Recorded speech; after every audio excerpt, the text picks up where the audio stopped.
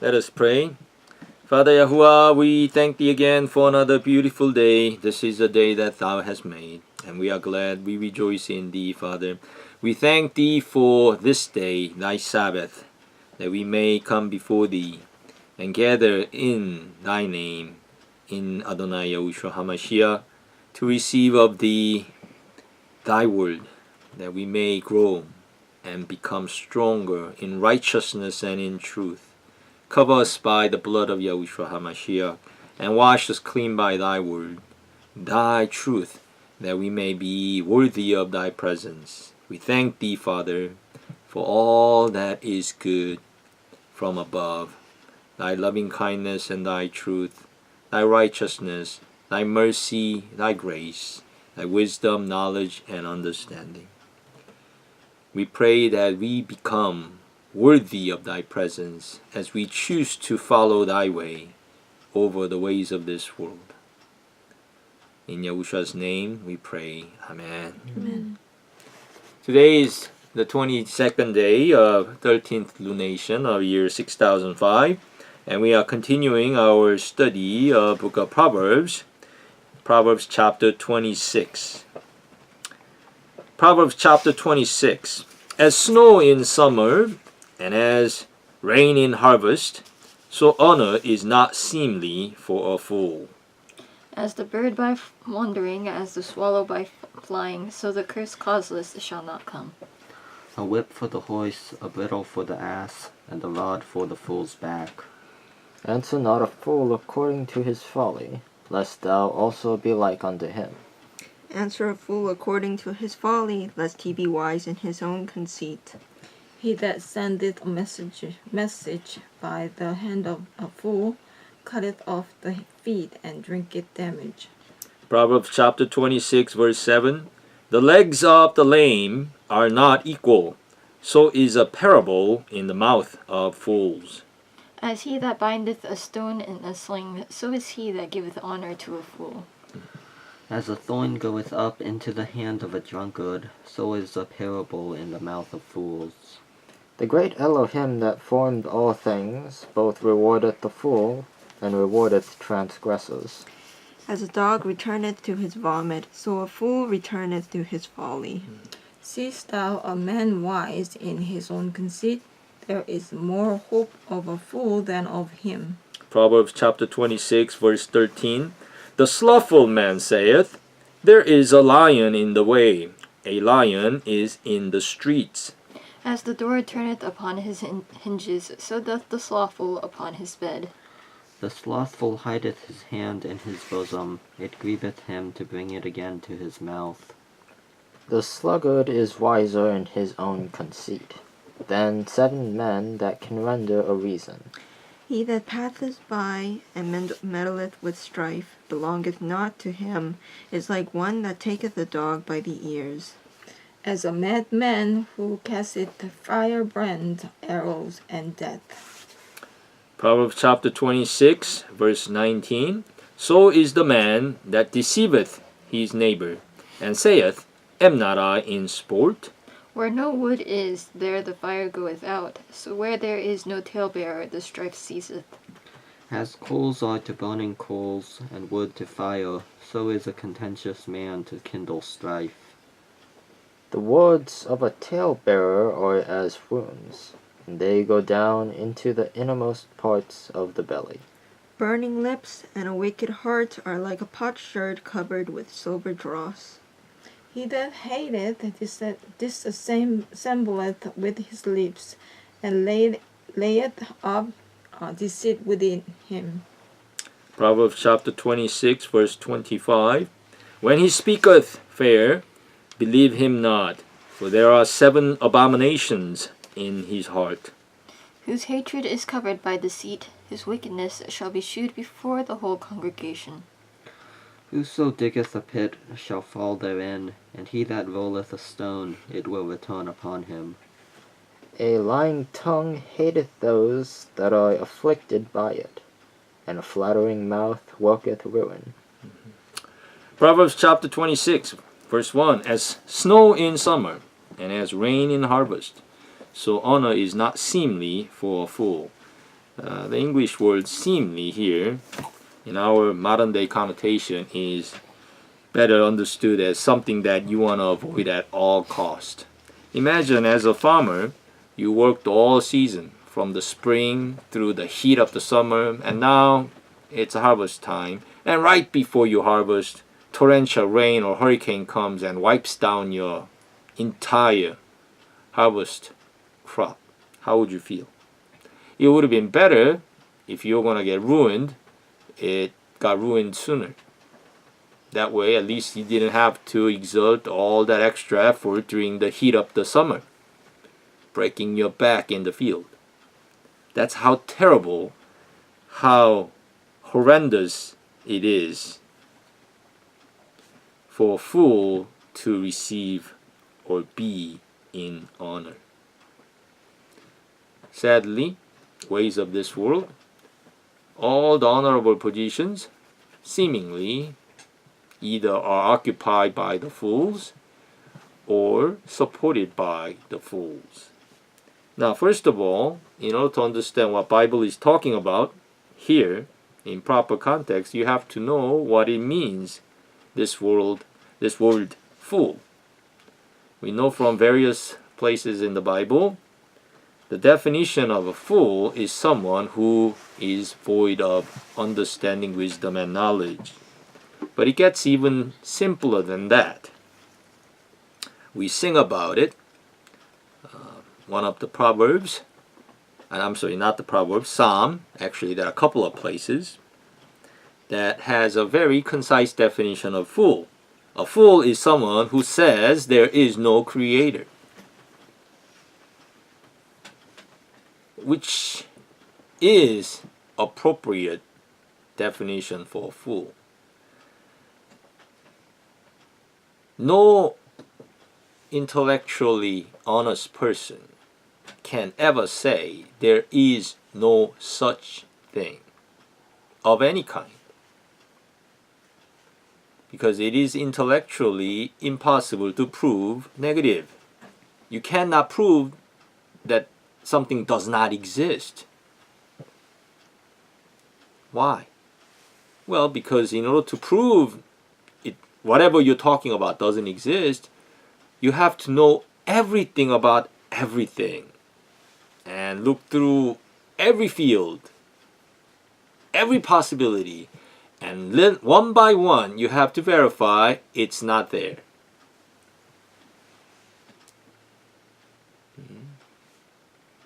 It is impossible to prove that there is no mountain lions near Johnstown. Again, you cannot prove negative. All you could say is, based on the experience of many people around this neighborhood, mountain lions have never been seen. You could say that. But there is a very distinctive difference between it hasn't been seen, we've never seen it, versus it is not there. So it takes a tremendous amount of audacity, and foolishness. I'm sorry, I shouldn't use the word to describe word itself, but it takes tremendous amount of ignorance to say there is no creator.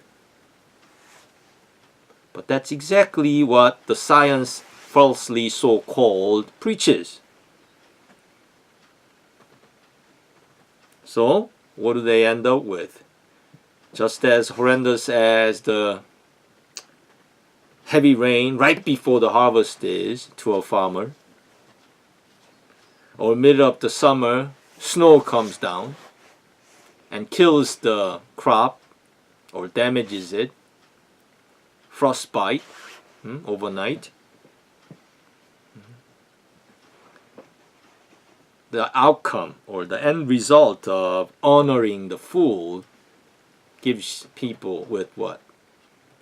Death, destruction, and decay.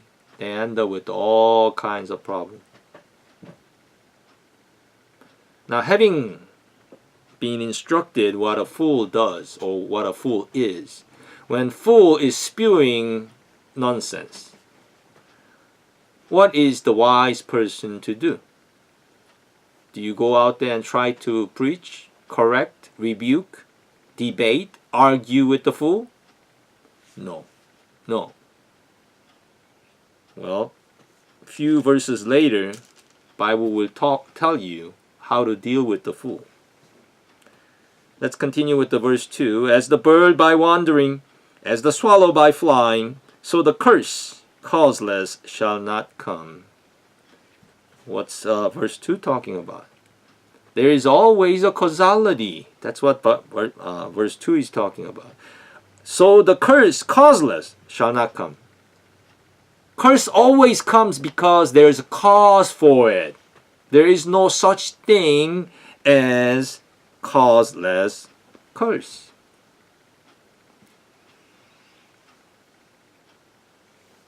If you don't plant the seed, you're not gonna reap the fruit. As the bird by wandering, birds don't sit on one place. They wander around. They go from one place to another. In the morning, we could see many birds in the front of our bedroom window. And they make wonderful music. Very, very delicate sound. But by the mid-morning, they are not to be seen there. They disappear. They go someplace. During the daytime, you hardly hear birds singing. They wander. They move around. Just like birds move one place from another. The curse comes because there's cause for it. Causeless curse does not come. So remember that cause. What's initiating it? What's instigating it? Verse 3, a whip for the horse, a bridle for the ass, and a rod for the fool's back. Well, it's a cause. If you're not a fool, you're not going to get rod beating down on your back. If you're a horse and you are able to listen to human command, verbal command, let's go, and you followed it, you're not going to get whipped. But your nature fights against you, right? So you are asking for whip, rod, and bridle. So what is the cause of all this punishment, all this negativity? Well, it's you. You're causing it to bring it upon you. Just as birds wander. You're not going to force the birds to wander from one place to another. They voluntarily do. That's their nature. So as they wander around, they might get trapped. They might get entangled. Fowlers might catch them. Nets might entangle them, right? Now here's the instruction how you're supposed to deal with the fool, if you see one, or many. Verse 4, answer not a fool according to his folly, lest thou also be like unto him. If you answer the fool in whatever that they are talking about, you be one of them. That's why it tells you not to answer. Answer not a fool according to his folly. Don't enjoin. Don't go down to their level of fighting with the turkeys. Verse 5 continues, answer a fool according to his folly, lest he be wise in his own conceit.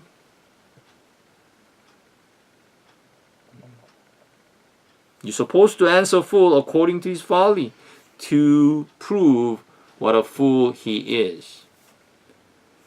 So when the foolish people say that there is no creator and they keep on going, they come to a dead end. The very same thing that they've been convicting others, right? My way is right. That's going to come to bite them. You remind them. But it's always best to just leave them alone for them to just stew in their own juice. Why? Look at verse 6. He that sendeth a message by the hand of a fool cutteth off the feet and drinketh damage. because message being sent, our carnal nature, right? When you deal with other people, you go through your carnal nature.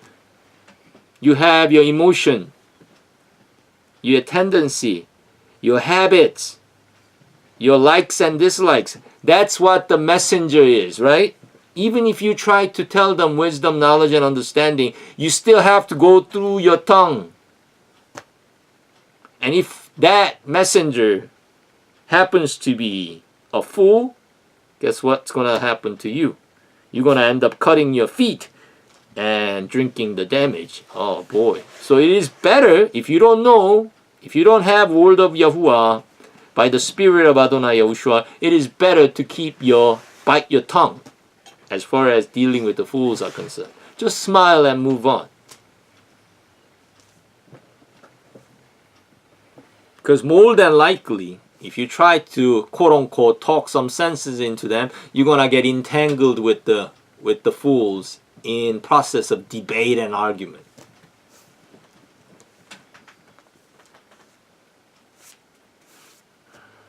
Verse 7, the legs of the lame are not equal. So is a parable in the mouth of fools.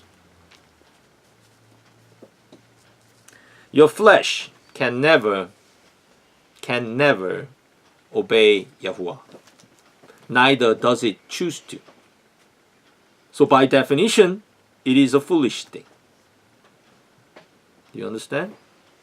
So if you follow your belly, your palate, your ear, right? Whatever entreats you, whatever that entices you, whatever that interests you, you go along, you're going to go farther and farther away from Yahuwah, the truth.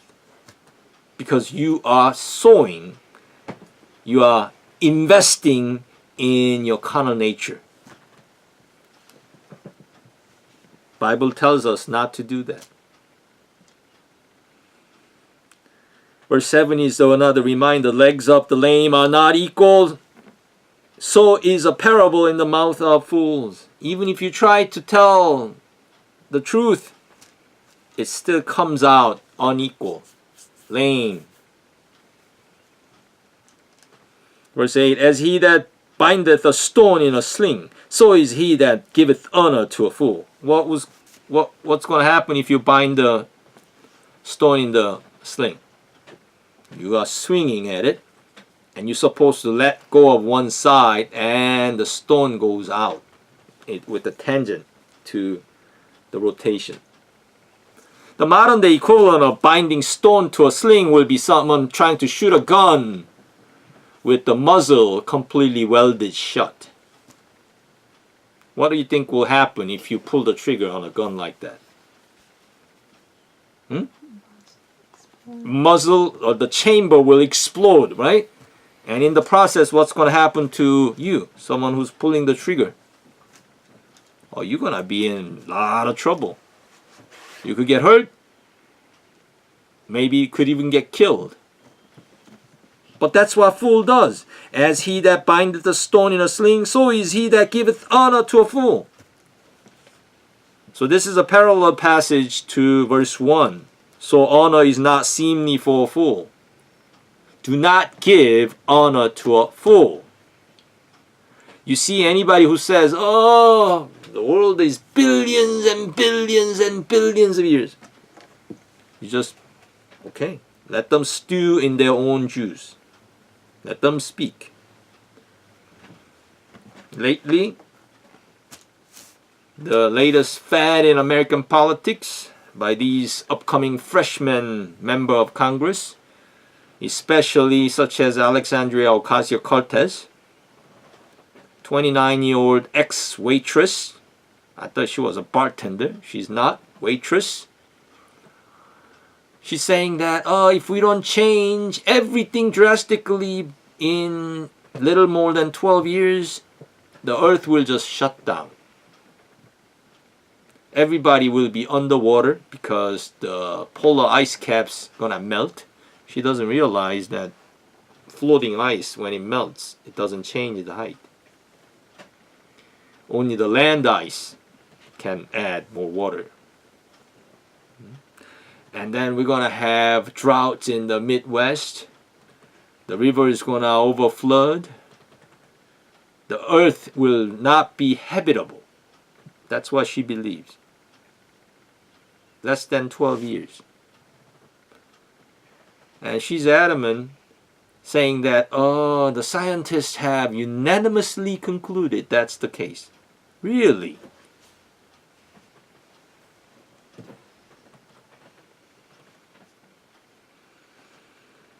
As he that bindeth a stone in a sling, so is that he that giveth honor to a fool. There are people who actually take these things seriously.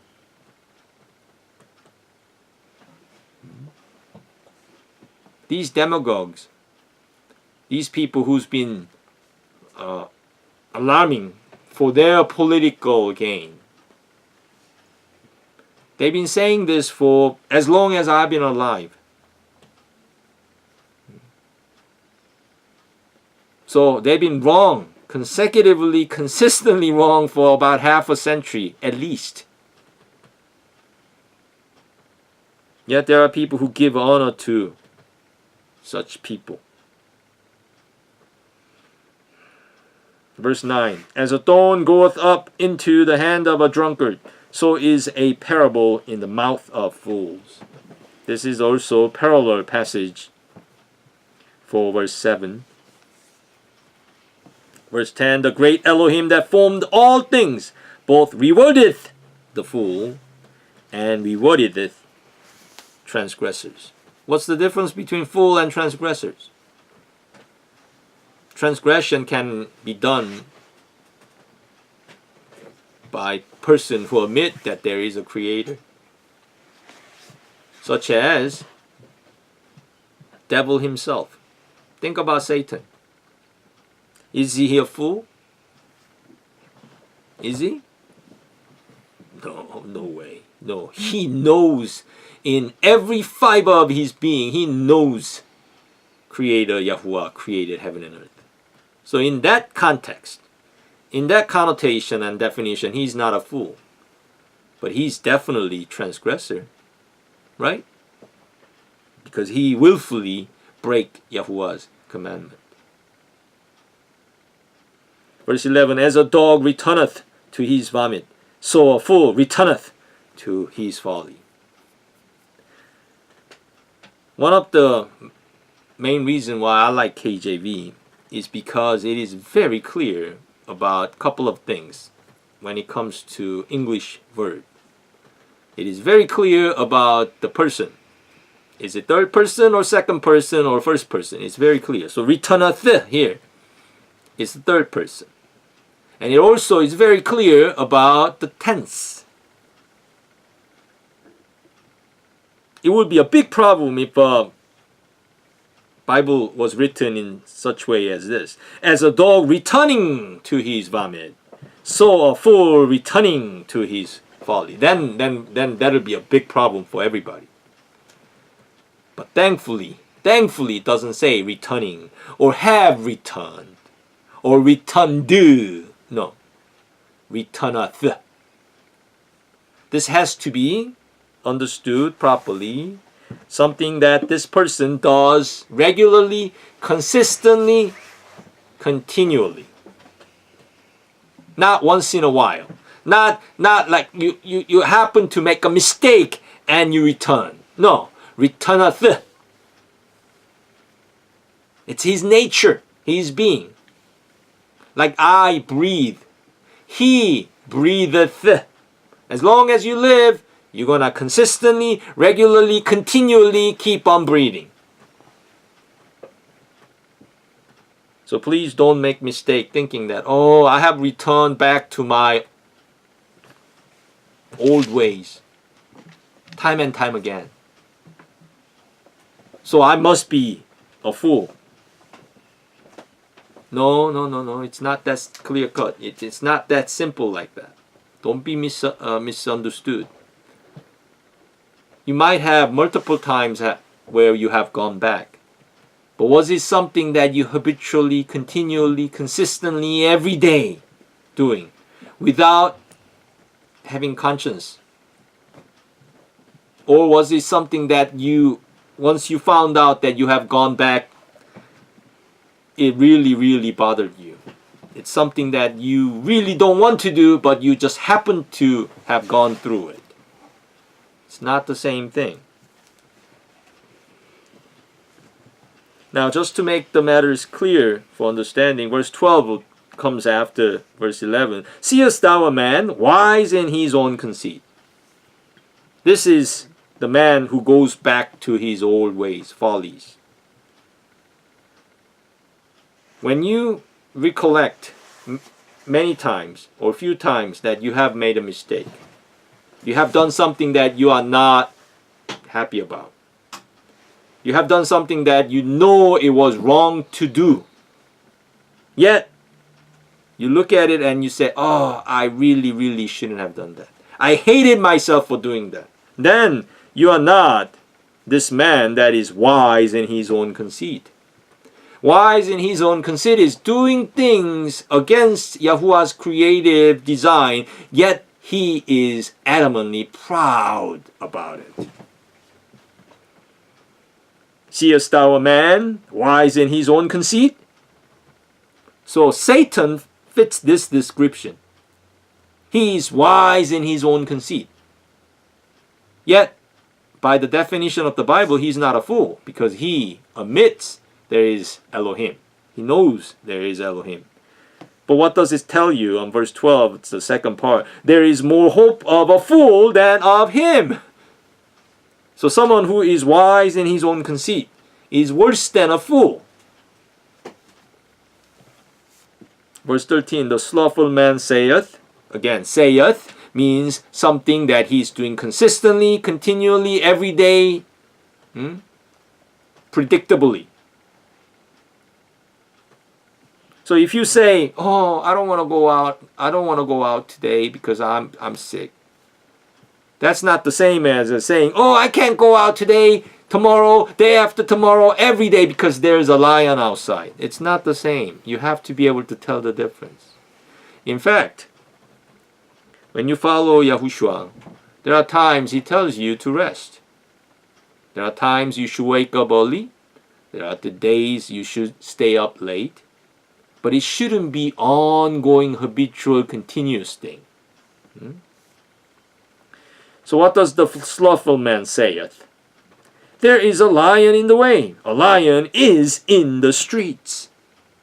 Obviously, there isn't. But it is easy to feel like that.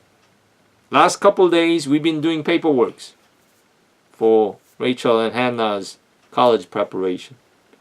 Before we actually encounter that process, and you go and talk to the person, all kinds of thoughts race through your mind because you haven't done that process before. So you are intimidated to some degree. There's a trepidation, which is understandable. But that's not the same as saying, slothful man saying there is a lion in the way. As long as what? As long as we go through the process, step by step by step by step. Having a healthy fear is a good thing. It keeps you protected. It keeps you out of senseless trouble. But being completely frozen of fear, so you don't take any action, that's what this slothful is doing. That is the sign of foolishness. The slothful man saith, there is a lion in the way. A lion is in the streets. Obviously, there isn't. Verse 14 continues, as a door turneth upon his hinges, so doth the slothful upon his bed. Now you notice the Bible at this point shifts gear. Up to this point, it was talking about the fools. Now it is talking about the slothful. Now they are all bad. They all end up in basically the same place. But slothful is little different than fools. It is somebody, it's describing someone who may know a little bit of truth, So he knows that he should be doing something, yet he's not willing to take any action. So he gives lip service. Oh, I need to do this, but if I go outside, the lion on the street, in the street's gonna come and attack me and kill me. You understand? They don't take any steps, which is prerequisite of walking with Yahushua HaMashiach. You cannot walk with Yahushua if you are not willing to take steps, right? Verse 15 continues, the slothful hideth his hand in his bosom. It grieveth him to bring it again to his mouth. He's refusing to take any food, spiritual food. He knows he wants to. He knows he should do it, but he's just not willing to do it. Now, sluggard is another name for slothful. Verse 16, the sluggard is wiser in his own conceit than 7 men that can render a reason. Someone who's just giving lip service. You know, backseat driver, armchair quarterback. People who have not done anything in their life, yet they, with their lips, they know how to do everything. So they talk.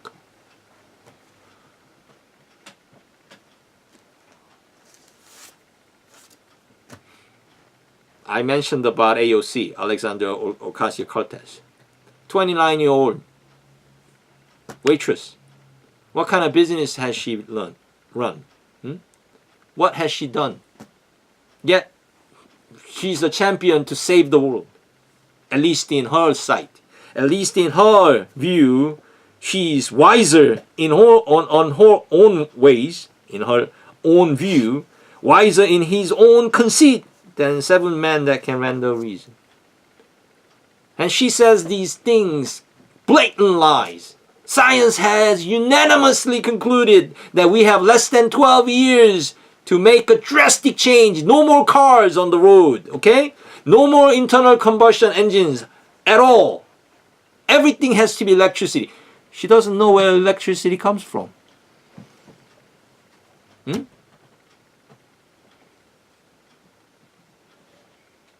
She wanted to push that thing called the New Green Deal.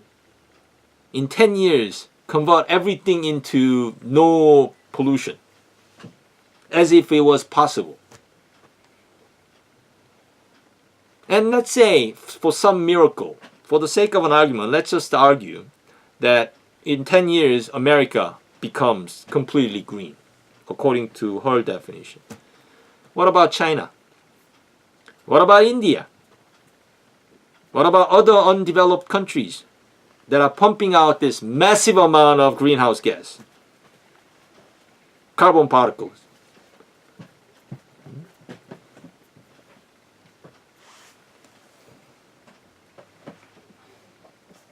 People with the reason will reason these things. Yet these demagogues, someone who is wiser in his or her own conceit than 7 men that could render reason, they just keep barking away. Barking like dog barking.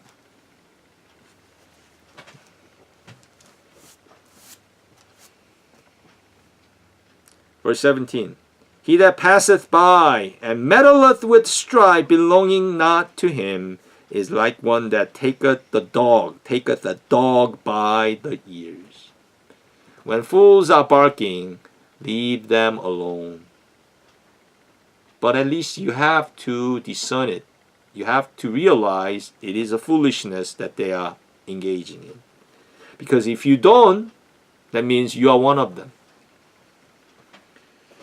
Verse 18, as a madman who casteth firebrands, arrows, and death, so is the man that deceiveth his neighbor, and saith, am not I in sport? Do not deceive. Learn to have a conversation with questions. What do you think? What's going on? You tell me what you think. Hey, have you heard about this and this and this? What can you tell me about the topic? Because if you tell them, you have a possibility, very good possibility, you could give them information that may not be correct.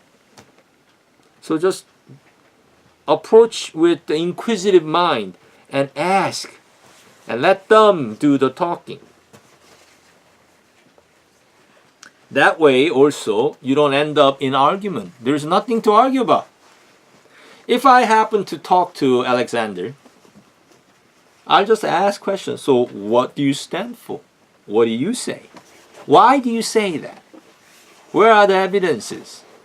I'm the one who's going to be just asking questions. Let her speak, and let her put her own foot in her mouth, right? That way, verse 20, where no wood is, there the fire goeth out. So where there is no talebearer, the strife ceaseth. Don't be a talebearer. Just ask question. If you are forced to engage in conversation, people will love you. They will think that, wow, you're such a good conversationist. But they did most of the talking. We just listen to discern. Verse 21, as coals are to burning coals, and wood to fire. No coal, no wood, because that's gonna create greenhouse gas. It's gonna create carbon dioxide. How dare you, Yahuwah, talk about coals and wood? We should talk about wind and solar. What a foolishness. You can't capture wind and solar without going through harmful process. You know, in order to make a solar panel, you gotta do so much chemical reactions to build those solar panels, and solar panels do not last forever. The factories that build solar panel has to pump out tremendous amount of toxicity. But as long as it's not happening in my backyard, see, NIMBY, not in my backyard.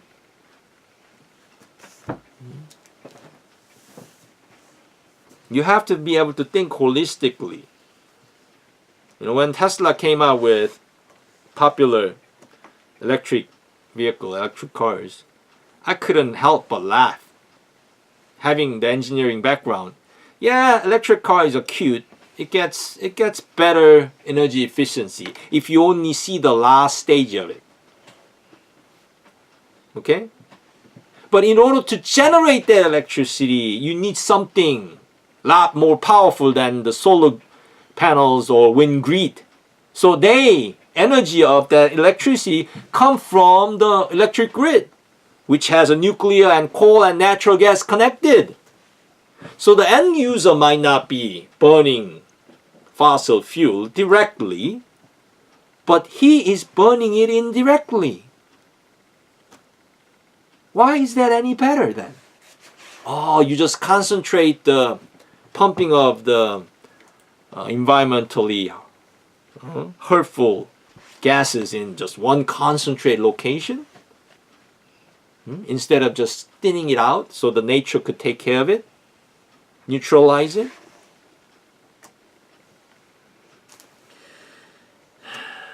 Again, verse 21, as coals are to burning coals and wood to fire, so is a contentious man to kindle strife. The words of a talebearer are as wounds, and they go down into the innermost parts of the belly. It takes 5 seconds to convince a person of lies, but it may take 5 years or longer to bring him back into the truth.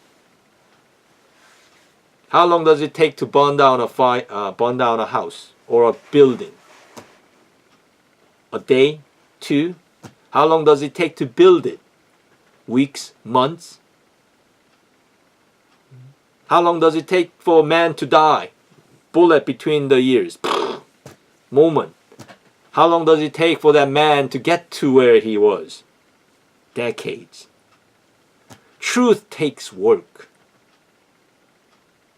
This is why Bible mentions about slothful and sluggard. If you are slothful or sluggard when it comes to pertaining the truth, you're not going to be able to get to it because it takes work.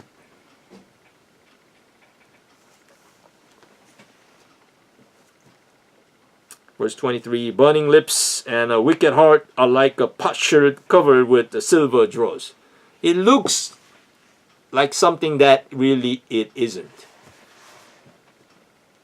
Silver dross makes it look metallic. But potsherd is an earthen vessel that could smash if you just hit it with a little bit of impact.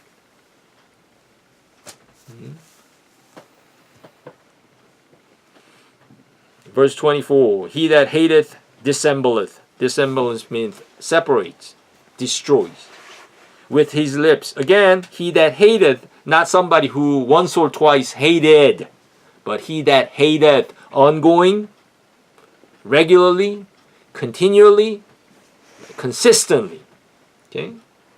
He that hateth dissembleth with his lips, and layeth up deceit within him. So whatever this deceit that is laid up comes out every time that he opens his mouth. When he speaketh fair, believe him not. You must be able to discern, because otherwise you're going to end up buying this lie. It takes a moment of time to get lie in your brain. Takes tremendous amount of effort and time to get that corrected. It is not uniform. The work to build it takes decades, but it crashes in a moment. They are not equivalent.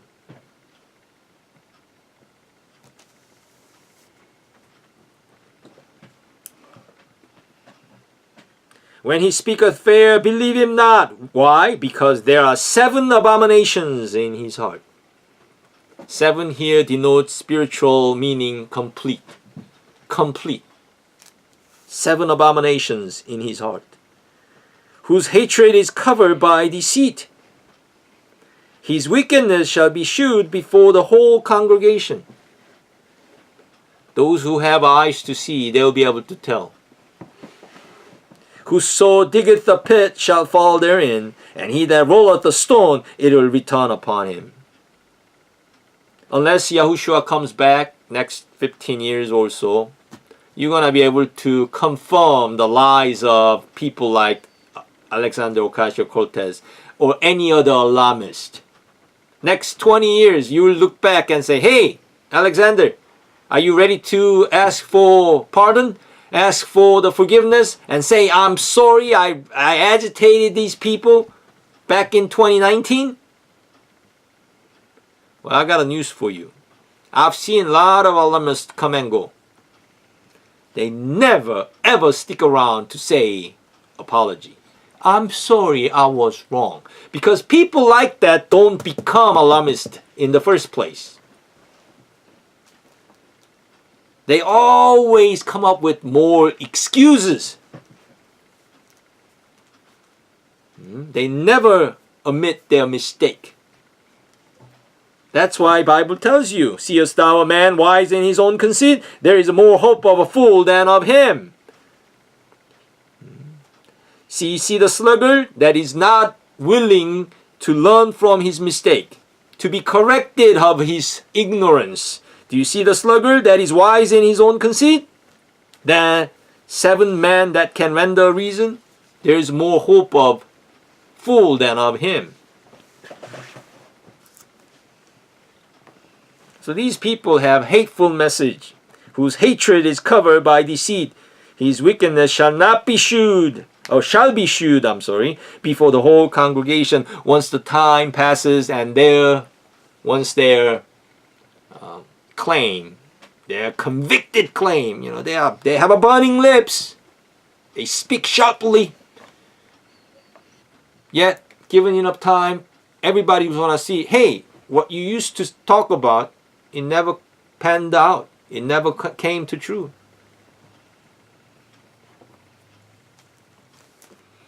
Verse 27, whoso diggeth the pit shall fall therein, and he that rolleth the stone, it will return upon him. So, what would you say about climate change? Climate change, that's what it does. People will have to adapt. But until Yahushua returns, spring, summer, fall and winter shall keep on continuing. Yes, there's going to be earthquakes, hurricanes, tsunamis, all these events. They're going to escalate. But until Yahushua returns, it's not going to be end of the world. Not even by a long shot.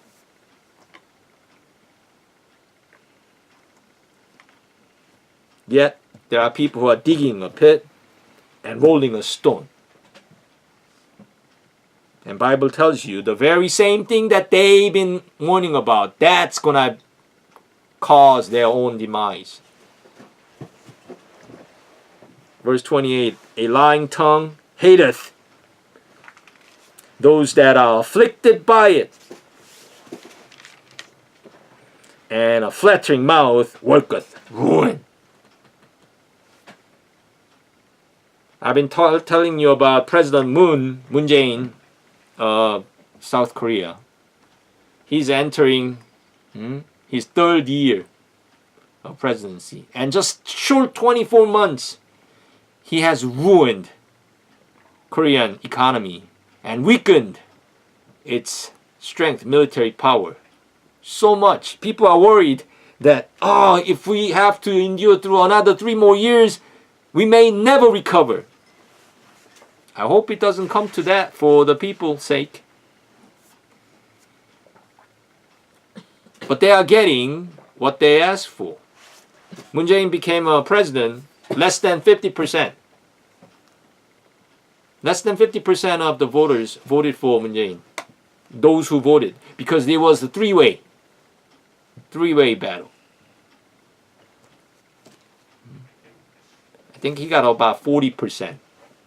So 4 out of 10 people in Korea who voted for Moon Jae-in. Because of those 40%, they're getting what they are getting. But sadly, there are still people who are hanging on to that burning lips. We need a Green New Deal. Free healthcare for everybody. Free housing for everybody. Free college for everybody. Well, not everybody wants to go to college. And if a student is truly ready, there is a way. There always is a way.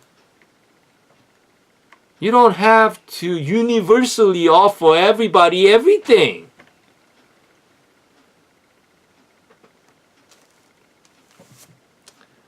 But these burning lips and a wicked heart, people listen to it because for a short amount of time it looks fleshy. It looks enticing. I hope and pray that you guys use Yahuwah's word, which never goes out of style, as a standard to discern, to decipher what is happening in your own life. You could only apply Yahuwah's word in your own life today. This is why I talk about contemporary things. That way you will have a collection of data 10 years, 20 years, 30 years later to reflect upon, to look back. This is why I keep remind you what happened in 2007 and 2008. 11 years ago, 12 years ago, all those people marching down the street saying that it was not fair. Where are they now? That's why I try to remind you what I told you back then. I said, you see all those people marching down the street? Do not walk. Run from people like that. Because they're going to amount up to nothing. Because the very same thing that they are complaining, secretly, in private, they want more of the same.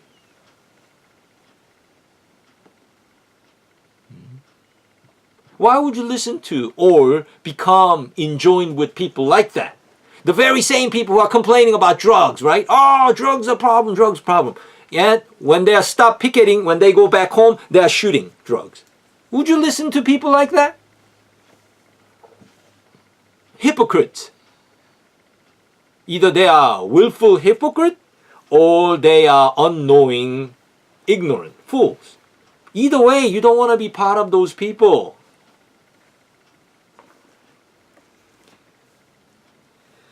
If you are concerned about environment, do your part. Do your part. Reduce your waste. Take care of the nature. Plant a tree or few more. Pick up trash along the sidewalks. Do your part. Instead of trying to force everybody to join your mythical idea, this grandiose vision. Because these people who are trying to convince others, when it doesn't work out as they promise, as they have demonstrated, as they have so often trying to brainwash others, they will just simply say, am not I in sport? Yeah, I just gave my best shot. Rarely ever see anybody in public figure standing up to the platform and say, sorry, I'm sorry, what I used to believe 10 years ago, it was mistaken. How many times do you see that? I haven't seen. For last about, I'd say about 40 plus years, because before then I was too young to know, but 40 plus years of observation, I can't think of any case where the leaders or political demagogues who have charged people with the idea, right? And did some kind of thing and it doesn't pan out, and they come back and say, sorry, I'm sorry, I was wrong. A lying tongue hateth those that are afflicted by it. So people say, oh, we have to do these things for the people. They could care less about people. Only people that they care about is themselves. The demagogues don't care about the people. If the Bible tells you, a lying tongue hateth those that are afflicted by it. President Moon Jae-in, when he came to office 2 years ago, he said he's going to jack up the minimum wage from about 5,000 won to 10,000 won, almost double in less than 2 years. And he said, oh, we're doing this because it's going to create more jobs. It's going to bring prosperity to the working people because they could get paid decent living wages. Sounds good. They sound like they care about these little people at the bottom of the pyramid. No, they don't. Now that his plan has become reality, millions of people who used to work at these low-skill jobs are displaced. I couldn't believe the latest article says even people who are selling kimbap, right? This is not a big factory, you understand? It's mom and pop store rolling kimbap. They are displacing people, workers, and replacing them with the robots that rolls kimbap for them because they can't afford to pay 10,000 won for basic skill like that. So where will these people end up? They got no training, right? They got no skill. Yet nobody's hiring because nobody's willing to pay them this government mandated minimum wage. So instead of making 5,000 won per hour, now they are making 0. A lying tongue hateth those that are afflicted by it, and a flattering mouth worketh ruin. The sad truth of the matter is 40% of our Korean voters voted for Mr. Moon. And they are complaining for the result. And these are the promises. These were the campaign promises that Mr. Moon was saying while he was running for president. He said that he's going to jack up the minimum wage. He said he's going to do all these things. Yet 40% of the voters voted for that.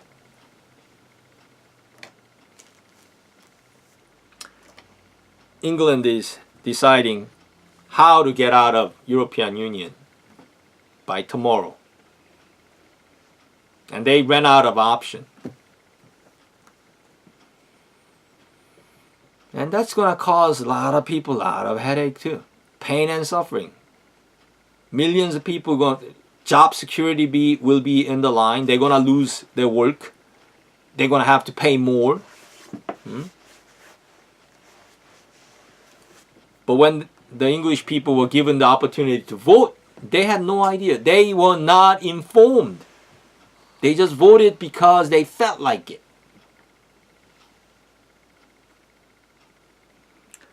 I hope and pray that you guys don't walk as a fool or slothful or sluggard. Spend the time to do the study. If you don't know, ask. Ask. Read up on.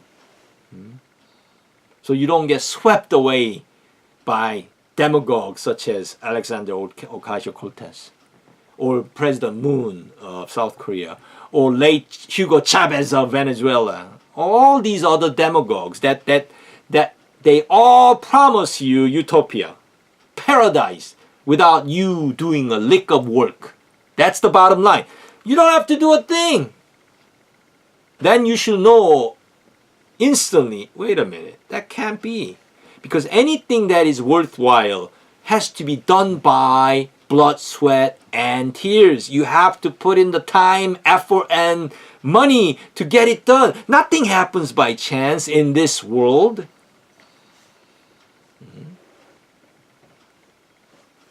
Be aware, anyone who comes and says they're going to give you everything for nothing.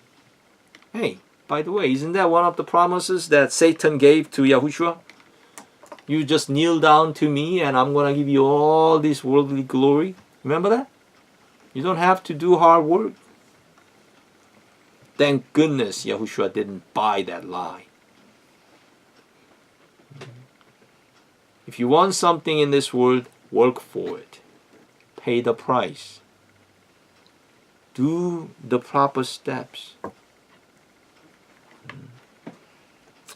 I hope and pray that the Spirit of Adonai Yahushua confirms these passages in your life so that you could know that Yahuwah's word is timeless.